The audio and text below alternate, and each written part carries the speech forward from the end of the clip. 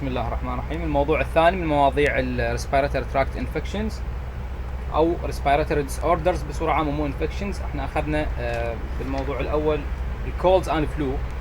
الموضوع الثاني اللي هو الكاف. زين، الكاف بصورة عامة عبارة عن reflex action تصير بسبب وجود foreign body موجود بالبرانكاس مثلا، فتخلي الواحد يصير عنده كافن افكت. نفس فكرة الدايريا اللي هو فورن بادي موجود بالجي اي تي، وبالتالي الجسم راح يتحفز لانه يصير زيادة بالبيرستالسيس حتى نطرد هذا الباثوجين اللي موجود. فمن يسد الاير واي عندنا مال البرانكاي، مال القصبة الهوائية، يعني مجرى التنفس مال القصبة الهوائية، راح يصير عندنا الريسبونس من الدماغ انه قح حتى يطلع هذا الفورن بادي. يعني هي مسألة، اذا هي مسألة مفيدة. لكن بعض الاحيان يصير بيها التهاب بالقصبة، برانكايتس، يصير انفلاميشن بالموضوع، وبالتالي الواحد يصير اكيد عنده انزعاج بسبب هاي الكف، وبيها يعني كومبليكيشنز اخرى. من ضمن الكومبليكيشنز اللي اخذناها احنا بمساله الكف شو يصير عنده؟ يصير عنده جيرد. احنا اخذنا موضوع الجي اي تي، فلذلك ربطوا ويا المواضيع الماخذيه. فيصير عنده جيرد. قلنا احد الاسباب اللي تسبب جيرد شنو؟ الزياده بالكافينج. ليش؟ لانه يضاعف العضله اللي موجوده هنا. زين، غالبيه الكاف اللي تصير مو بسبب فد شيء يعني صاير ستيك ان ذا برانكاس، يعني لازق بالقصبه الهوائيه. ممكن يصير بسببها باي فايرال انفكشن، وممكن يصير بسبب الابر ريسبيراتوري تراكت انفكشن. واضحه الفكره؟ غالبيتها اللي تيجي فايرال انفكشن خوش، وصاير عنده ابر ريسبيراتوري تراكت انفكشن. انواع الكف ثلاثه. ممكن لما تكون كف يعني الرجي، يعني الرجيك. اي واضح يعني. واضح، مو شرط ان تكون، ولكن غالبيتها موستلي تجيك شنو؟ فايرال انفكشن وياها. ولكن بعض الاحيان الرجيك من العطر مثلا، من التراب، متحسسه يعني يصير لها الرجيك كف. وغالبا هاي تجي شنو؟ تجيك دراي كف. الانواع المعروفه بالكف ثلاث انواع، يا اما دراي كف جافه، يا اما ويت كف اللي هي الرطبه، يا اما يصح له تشيستي كف. تشيستي يعني اللي هي وجود بلغم ولكن الشخص ما يقدر يطلع هذا البلغم. هسه راح نجي بالشرح مالتين. يصح له تشيستي كف، او يصح له الدراي كف، يصح لها يعني هي جافه، ولكن من يسمعون بمصطلح نون برودكتيف، يعني غير منتجه يعني للبلغم يقصد، معناها يقصد به تشيستي كف، يعني هذا اسم اخر له. اذا هسه دراي كف، ويت كف، وتشيستي نون برودكتيف كف. هاي شلون اعرف البيشنت عنده تشيستي؟ واضح. هسه نشوف.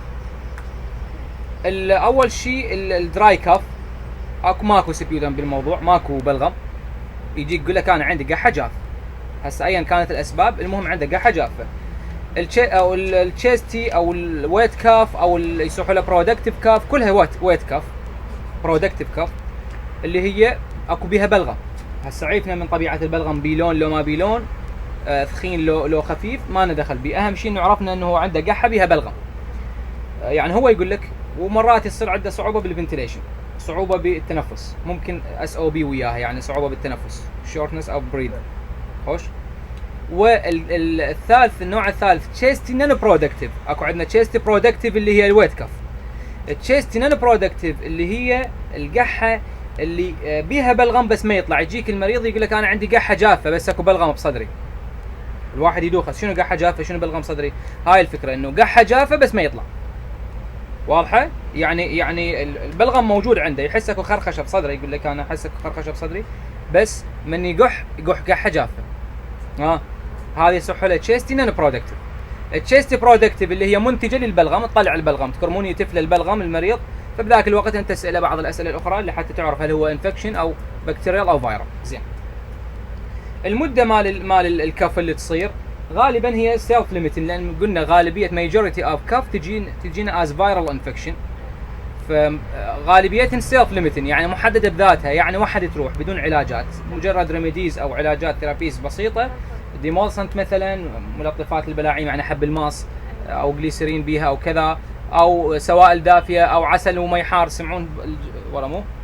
فممكن هاي العلاجات البسيطه وتروح غالبيتهن. ولكن اذا تعدت الاسبوعين هاي تحتاج الى ريفرال، اسبوعين سواء بعلاج او بدون علاج، يعني ما اخذ علاجات وما فايته ريفرال، اسبوعين وياخذ هاي الامور اللي بالبيت ما جاي تفيده، ايضا ريفرال.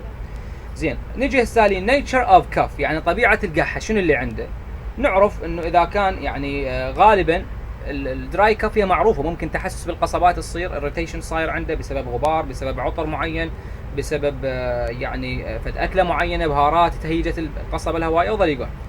اذا كان عنده ويت كف فنجي بهاي الحاله نعرف الكلر اوف سبيوتم، يعني السبيوتم اللي عنده لازم نعرف اللون مالته. اذا كان كلير سبيوتم معناها مع فيرال انفكشن غالبا، ممكن بسبب انه مدخن هو يجوز كمثال.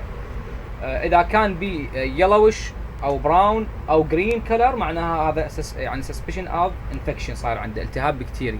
دائما انا اسال المراجع اذا تلاحظون انه البلغم بيلون لو ما بيلون، اللي بيلون يدل على وجود انفكشن يعني اصابه بكتيريه، واللي ما بيلون لا غالبا فيرال انفكشن او مجرد هي ويت كف، مجرد اللي اي استجابه معينه صار بها تكون يعني كبير للسبيوتم. الويت كف ما له دخل بالفيرال. لا المدخن هسه راح نجي بمساله المدخن اكو ملاحظات معينه لازم نعرفها. زين بس ولو نعم. بالنسبه اذا كلير يعني شلون اعرف هاي فايرال ولا مو فايرال؟ اذا كلير اكو اعراض ثانيه بالفيرال احنا نعرفها، اللي هو عنده سخونه، عنده رينوريا، عنده سنيزنج يعطيس، عنده رشح بخشمه، السخونه والصداع وكذا، هاي فيرال انفكشن مثلا انفلونزا فيروس، بالاضافه لوجود بلغم. واضحه؟ اذا البلغم تحول، اذا الواحد عاف الفيرال انفكشن ما عالجه، ما اخذ العلاجات هذني، راد يصير سبع او ابو جاسم على اساس يقول انا ما اخذ العلاجات، واضحه الفكره؟ ممكن يتطور الى سكندري بكتيريال انفكشن. ليش؟ لانه البلغم موجود، بيئه جيده لنمو البكتيريا، بيئه خصبه، بيئه المغذيات، المنطقه رطبه، المنطقه ظلمه، بكتيريا تنمو. واحنا اول طريق لدخول البكتيريا شنو؟ ماوث، بالايد الوسخه مثلا، او بالفم، او ياكل اكله بيها يعني وساخه، فهي هاي مشكله. زين هسه طبيعه القحه عرفناها، انه اذا كانت دراي نعرف ممكن هاي irritating كف، او يعني هي دراي كف قحه تحسسيه، او اذا ويت اللي هي عباره عن مثلا كلرد سبيوتم عنده ملون او ما عنده، يعني السبيوتم مالته عباره عن ابيض. زين الاعراض الثانويه المصاحبه للموضوع ذكرنا كيس ستدي معينه احنا، يعني هاي ممكن هم نعتبرها كيس ستدي ذكرنا لكم اياها، اللي هي يجيك واحد عنده قحه، تسالوه انتم القحه جافه لو بها بلغم؟ يقول لك بها بلغم. تسال البلغم بيلون لو ما بيلون؟ يعني هي تسلسل، هي المساله تسلسل بالافكار، تسلسل بالاسئله، وهاي المساله ما يراد لها حفظ، يراد لها متابعه، مجرد انه انت متسلسل بالموضوع. فيقول لك مثلا بيلون، اللون مثلا اصفر احمر اخضر، يعطيك الطبيعه مالته، انه مثلا يقول لك لون اخضر بحمار شويه كذا. انت تساله القحه تجيك بالليل؟ يقول لك ايه. عندك تعرق بالليل؟ يقول لك ايه مثلا عنده تعرق. عندك فقدان للوزن بالاشهر السابقه؟ يقول لك احس اكو فقدان كم كيلو نزلت. هذا الاعراض ثلاثه، ميوكو بارلنت كف يعني قحه بها مخاط ملون، ونايت سويرين يعني تعرق بالليل، وويت لوس اسوشيتد ويت لوس. شنو هاي الكيس ستدي ايش قلناها؟ سسبكتد شنو؟ ذكرنا انه هذا ممكن عنده تي بي تدرن، صح لو لا؟ فهذا قبل طوارئ تكتب رساله للطبيب، تنطيه ممكن علاج مخفف للقحه كذا ملطف، وتنطي الورقه تقول له تروح للطبيب، دكتور ترى عنده هذا نايت سويتنج، وعنده فقدان بالوزن، وعنده قحه بها بلغم بيلون، ممكن عنده سسبشن اوف، يعني شاكين بمساله التي بي تيوبركلوسس. اي لون مو الا احمر طبعا. هو ميوكو بارلنت كف، يعني اهم شيء بيلون، تعرق بالليل، وفقدان بالوزن. هاي كيس ستدي كنت تخلوها ببالكم. هذا suspected تي بي اكيد required referral و immediate referral للفيزيشن، لان هذا معدي يجوز يعدي اهله وما ندري. اثنين، اللي عنده هاي associated symptoms، طبعا اللي عنده recurrent night time cough يعني بالليل، خصوصا يعني الاطفال اللي بيها بلغم او اللي ما بيها بلغم، هذا ممكن تدل على وجود اسمى عنده، يعني ربو. واضح الفكره؟ خصوصا اذا ما كانت اكو اعراض مصاحبه ثانيه تدل على وجود فيرال انفكشن، اللي هو الرينوريا والفيفر والهيديك والويكنس والماليج وغيرها. يعني ماكو اعراض مصاحبه ثانيه وعنده قحه بالليل، بلغم مو بلغم، خصوصا اذا كانت جافه، هذا تدل على وجود اسمى عند الطفل. الكف عند البيشنت يجيك يقول لك عندي قحه ولكن with frothy sputum، يعني سبيوتم يعني بلغم يكون فروثي يعني موغف، وغف يعني اكو بالبلغم، وصعوبه بالتنفس. وهذا البيشنت انت من يجيكم يعني فروثي سبيوتم يعني بلغم وبوغاف، هذا الشك بيه ممكن عنده هارت فيلر صاير عنده، فتسال عن اعراض اخرى. من يكون موغف وصعوبه بالتنفس ممكن عنده هارت فيلر، فشل بالقلب، خصوصا اذا كان عنده هيستوري اوف هايبرتنشن، هيستوري اوف دي ام، هيستوري اوف مثلا هايبر كوليستروليميا، زياده بالكوليسترول بالدم، اهله عندهم هيستوري اوف هارت فيلر او ام اي اللي هو احتشاء بعضله القلب، مايوكارديال انفاركشن. وايضا تقول له شوف لي الانكلز مالتك اللي هن شو اسمه هذا الرسغ مال القدم، شو اسمه هذا شو يصحوا له؟ الكعب. كعب بهاي المنطقه، هذا المفصل، انه اذا كان مورم لو لا، متجمع به سوائل، اكو شيء يصحوا له بيتهد اديما، اللي هو من تدوس عليها هسه، من ندوس عليها ترجع ذيك تظل هيك، من تدوس عليها تظل منطقه هيك يعني طامسه لجوا، يلا تطفر مره ثانيه. هاي يصح له بيتهد اديما، يعني هاي بسبب تجمع السوائل. طبعا اكو دواء من الادويه اللي يصرف دائما يسوي هذا العرض الجانبي، تعرفوه للضغط، هو من مجموعه الكالسيوم شانل بلوكر اللي هو دواء الاملوديبين. الاملوديبين دائما نقول للمراجع لاحظ رجليك اذا كان بيهن سوائل متجمعه لو لا، اذا صار بيهن سوائل متجمعه يعني يحتاج الى ان يراجع الطبيب حتى يسوي له ادجستمنت للدوز مالته، يا اما يقللها يا اما يلغيها. زين، هذا كعرض جانبي له يعني. عموما فالشخص اللي عنده فروثي كاف وذ سبيوتم، فروثي سبيوتم وبريدلسنس يعني صعوبه بالتنفس، وانكل اديما تجمع بسوائل او ورم بالانكل، هذا ممكن سجست هارت فيلر. اكيد هذا ريفرال، ايميديت ريفرال للفيزيشن، خصوصا اذا كان هو عمره كبير وعنده هيستوري لهذه الامراض. اي يروح للطبيب مباشره، اللي هو مستشفى او طوارئ مثلا، او يعني استشاريه او طبيب عياده خاصه. المهم يروح للطبيب حتى يجري له فحوصات معينه ويعرف عنده لو لا. اللي عنده حاله معينه او حاله معينه اللي هي انت لسه حكيتيها بالماكرولايد، اللي هي حاله الراينوساينوسايتس، التهاب بالنيزل كافيتي والساينسز، خوش، او يصيحوا لها الابر ايرويز كاف سيندروم، ابر ايرويز كاف سيندروم، متلازمه القحه للابر ايرويز. زين، او مسبقا يصيحوا لها بوست نيزل دريب. شنو فكرتها هاي؟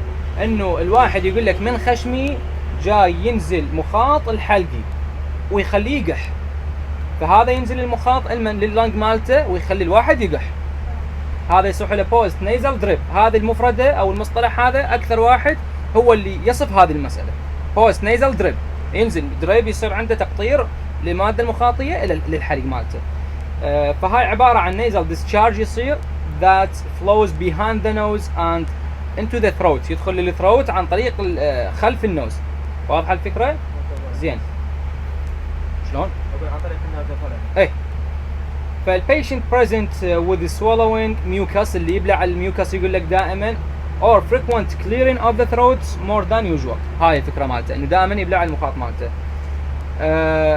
الامور المحسسه يعني الالرجيز مثل الحبوب الطلع وكذا، هي احد الامور اللي تسبب لنا الابر ايرواي كاف سيندروم او البوست نيزال دريب يصحوا له، او راينوساينوسايتس. هذا ما عنده قحه يعني، خلينا نقول القحه لا، هو هاي الفكره، من يظل يبلع البلغم من خشمه هو يخليه يقح.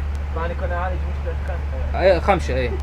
اي فشنو العلاجات اللي ممكن ننطيها لهيج حاله؟ جاي يسمعون مرتضى احمد؟ العلاجات اللي ننطيها للبوست نيزل دريب لازم تتضمن علاجات للميوكس اللي عندنا هنا، يعني ننطي انتي هيستامين، وخصوصا فيرست جنريشن يفيدنا هاي المساله. ننطي ايضا شنو بعد ننطيه؟ هو عنده مساله متعلقه بخشمه، ساينوسايتس صاير عنده، سيدوفيدرين عافيه، ديكونجستنت. ما عنده احتقان. ما هو السيدوفيدرين ما يشتغل، هو سيمباثوميميتيك، الفا اجونست وبيتا اجونست، يفيدنا لحاله الكونجستشن ويفيدنا لحاله الايرواي دايليشن. واضحه الفكره؟ بيتا اجونست من يشتغل على البرانكاس راح يوسعها، نفس فكره الفنتولين. زين، مثلا لو اعطيه يعني برونكو يعني يشتغل على البيتا 2 افضل مما اعطيه انه وانا عندي دواء معين وبكمبينيشن معين بي انتي هيستامين وبي ديكونجستنت، ليش ما انطيه اياه؟ ليش انطيه فنتولين؟ الفنتولين اذا كان عنده خنقات تجي يعني ايش يسوي لك؟ يجي يختنق، فتنطيه انت الفنتولين هذا اون نيد تقول له. والفنتولين ينطى مره واحده ممكن باليوم، مرتين بالاسبوع، 3 مرات بالاسبوع، اذا ازدادت معناها ممكن هاي سجستشن اوف اسما، او صار عنده اكيت اكزاسربيشن للسي او بي دي. سي او بي دي مو ذكرنا هاي المساله دي هسه؟ زين. فلذلك البوست نيزل دريبس هاي احد علاجاتها، وايضا علاجات للقحه اكيد. اهم فكره انه احد علاجات البوست نيزل دريب انتي هيستامين ديكونجستنت وعلاج للقحه. اللي هي اكيد للويت كف تعتبر. ما نقدر نسال انت هيستامين يشتغل عكسين. لا الانتي هيستامين سبريشن للكف. هسه راح نجي لهاي المساله، هل هو راشنال يعني منطقيا ندمج هيك شيء لو irrational غير منطقي؟ هسه نجي عليه. زين البيشنت اللي عنده chest pain الم هنا بصدره و اس او بي يعني shortness of breath الم بصدره وصعوبه بالتنفس وعنده wheezing يعني خرخشه هيك هيك يصير الصوت مالته يعني هذا الويزنج الخرخشه. ووبينج يعني مثل صوت الديك اللي هو سعال الديك يصيحوا له ووبينج. هاي معناها تحتاج الى ريفرال حتى يشوف الطبيب شنو السبب اللي صار عنده يعني اللي سبب عنده هذه الاعراض، تحتاج الى ريفرال. نقدر ننطي ديمولسنت، نقدر ننطي كاف ريميديز ماكو اشكال، ولكن اهم فكره ريفرال بالموضوع.